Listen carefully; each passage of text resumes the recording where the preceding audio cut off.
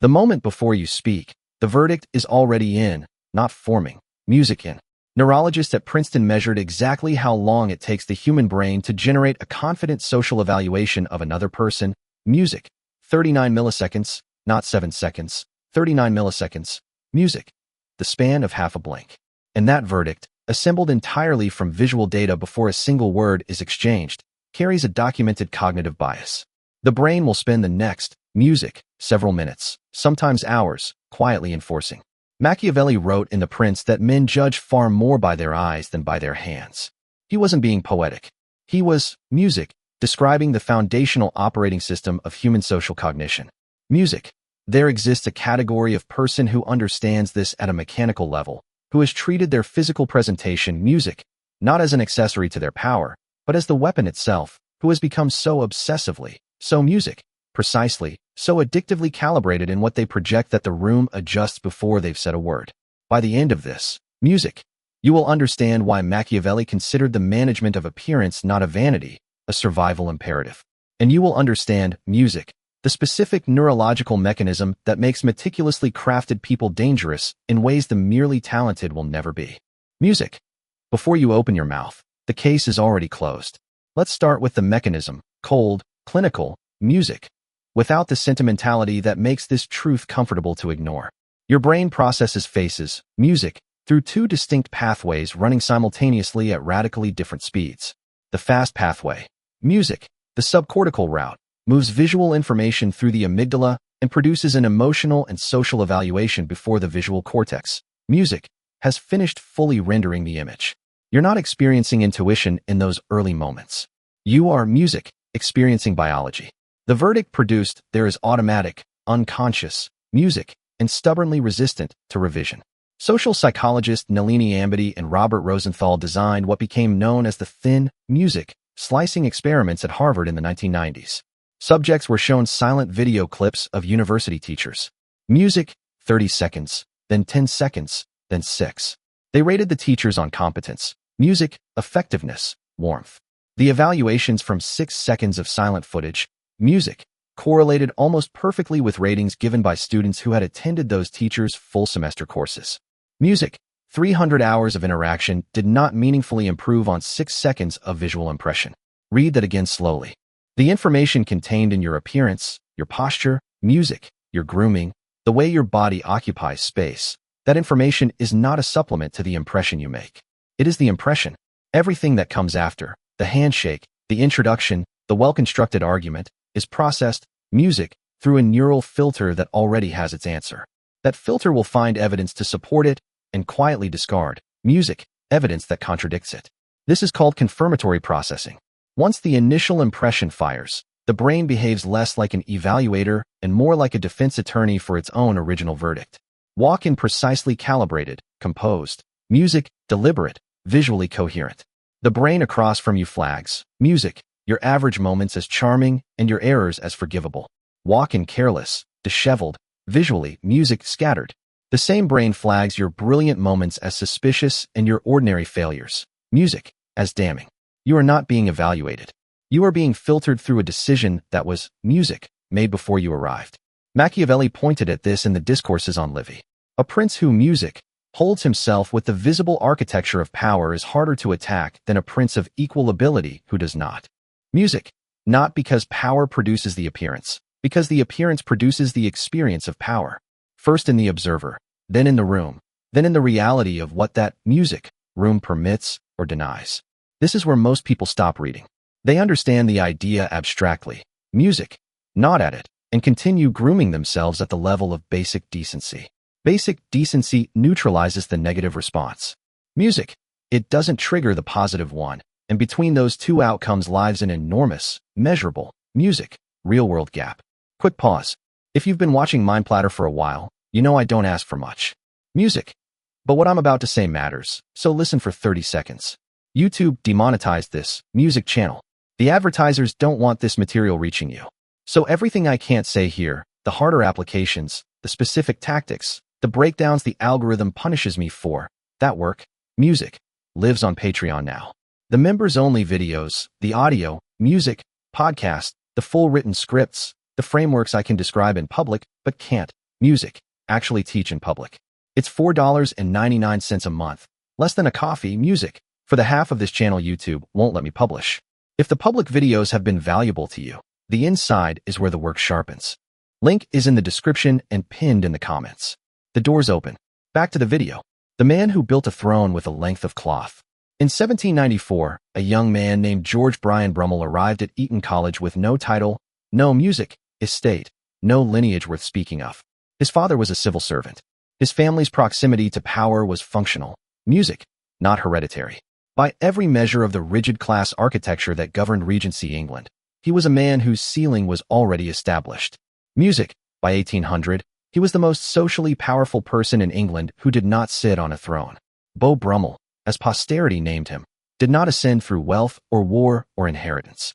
He used one instrument deployed with an obsession that his contemporaries documented with a mixture of fascination and genuine unease, the systematic, compulsive, daily management of his physical presentation. His morning routine was recorded across multiple first-hand accounts, a minimum of 2 hours. Music, not for functional preparation. 2 hours spent in a process he called dress. Music, which meant something different to him than it meant to anyone watching. He did not dress for warmth. He did not dress for occasion. He dressed to construct music, a visual argument so precise and so controlled that upon entering a room, the response of the room was not admiration. Admiration implies evaluation, implies a conscious decision that could go either way. The response was deference, automatic, music, involuntary. His cravat, the folded neckcloth that signaled refinement in that era, was tied and retied by hand dozens, music, of times until the fold sat at the exact angle that communicated effortless mastery. Music. Visitors allowed into his dressing room described piles of discarded linen on the floor, failures, cloth rejected because the knot sat a fraction too low or the fold was a degree too symmetrical, or the angle looked too deliberate rather than inevitably right. His valet, when asked about the discarded pile, music, reportedly responded, "Those are our failures, sir." He once told a visitor, "If John Bull turns to look at you in the street, you are not well dressed." This is not a statement about fashion. It is a statement about the target he was pursuing, not to be admired, not to be noticed, to be so precisely faultlessly calibrated that no one could locate an imperfection in his presentation. And in the absence of that imperfection, the brain, defaulting to its own machinery, would generate the only available verdict: this man belongs, music, above me. Brummel became intimate with the Prince of Wales, the future George, music. The four, not because the prince outranked him, but because Brummel's presence was constructed with such visible self-mastery that proximity to him felt like elevation. This, music, is a documented neurological phenomenon. When you stand near someone whose physical presentation signals absolute command of themselves, music, your brain reads their self-mastery as a signal of general mastery, and it attributes to you some reflection of that signal simply by association. Music, his social power lasted nearly 2 decades, sustained entirely by cloth, music, posture, and obsessive physical calibration. When it collapsed, music, we will arrive there. It collapsed for exactly the reason Machiavelli, music, predicted it would. The halo has nothing to do with heaven. In 1972, Karen Dion, music, Ellen Burstiad, and Elaine Walster published a study in the Journal of Personality and Music, Social Psychology. They gave subjects photographs of people them, music, to rate those people on a series of entirely unrelated traits: intelligence, professional success, likelihood of a successful marriage, quality of moral character. The subjects had never met these people. Music. They had no information beyond the photograph. The physically attractive individuals, music, received significantly higher ratings across every single dimension. Not just music, good-looking, smarter, more likely to succeed, better moral, music, character, more trustworthy, more professionally competent. Music. None of these attributes have a logical connection to physical appearance. The subjects understood this. They were educated adults, music, who would have stated clearly, if asked, that a person's face says nothing about their ethics, music, or their intelligence. And yet, the brain applied it anyway, automatically, below the threshold of conscious awareness. Dion Burstiad and Walster named music it the halo effect. The term itself was older. Psychologist, music, Edward Thorndike had first identified it in 1920, noticing that military officers who rated subordinates, music, highly on one trait tended to rate them highly across all traits. Music. But the 1972 study was the first to show that physical appearance triggered the broadest, deepest, most automatic halo of all. Not a specific music attribute, a total atmospheric impression. Here is what the textbook version omits. The halo effect is not symmetrical. Music, its inverse, researchers call it the horn effect, operates with music, equivalent force in the opposite direction. The person whose appearance signals music, carelessness, disorder, or neglect receives automatic negative attributions in the same unconscious process. Their ideas receive more skepticism. Their credentials get cross-examined harder. There, music, mistakes carry heavier penalties. The room imposes a cognitive tax on them for music, their visual failure, and then constructs entirely rational-sounding reasons for why the tax was warranted. Music, you are paying or collecting one of these two tolls in every interaction you have, every negotiation, every job interview, every pitch. Music, every conversation where you want to be taken seriously. The toll is not levied consciously. Music cannot be appealed through argument and cannot be waived by demonstrated competence, because demonstrated music competence comes after the toll is set. What Machiavelli was pointing at when he wrote that the prince, music, must be a great simulator, what he understood without having access to a single one of these studies, music, is that appearance is not the supplement to your power strategy. It is the gate through which every other strategy passes. Music, without a controlled, deliberate, commanding physical presentation, your brilliance is a weapon locked in an armory nobody, music, was willing to enter. The price tag on your face. In 2011, economist, music, Daniel Hamermesh published research that removed every last shred of sentimentality from this topic. Music. He spent decades analyzing labor market data. The conclusion was not philosophical. Music, it was a number. Individuals ranked in the top third of physical attractiveness, music, earn, on average, 12% more annually than those ranked in the bottom third, with education, music, industry, experience, and socioeconomic background held constant. Over a 40-year career, that premium, music, compounds to roughly $230,000 in additional lifetime earnings generated entirely by the halo effect of appearance. Music, the premium doesn't stop at salary negotiations. Hamermesh and colleagues documented that attractive defendants, music, receive shorter sentences in criminal proceedings.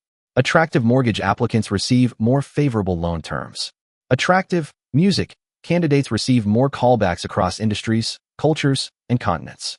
And the effect has been replicated in studies conducted in contexts as different as the German labor market and rural China. A study in applied financial economics found that CEOs rated as more physically imposing and presentable by independent evaluators presided over companies with measurably higher stock returns. Not because attractive, music, people are better strategists, but because the market, the board, the investors responded to their presence with automatic confidence signals that propagated through every downstream decision. Music. The progressive response to this data is outrage at the unfairness of the system. The Machiavellian response is to recognize that the system, music, operates on fixed rules. Rules written into the human brain before language, before culture, before any system of fairness existed. And to engage with those rules with absolute deliberate intention. Music, the bias will not be reasoned out of existence. It will not cease functioning because you resent it. It is biological hardware with a 300 million year operating history. What the data reveals, music, is that physical presentation is somatic capital, not metaphorically, literally. Capital that can be invested in, cultivated, and compounded. Capital that generates returns before you've demonstrated a single other asset you possess. Capital that, uniquely among all the resources you could develop, music, begins paying dividends in the first 39 milliseconds of any interaction. Brummel understood this in 1800 without the economics research.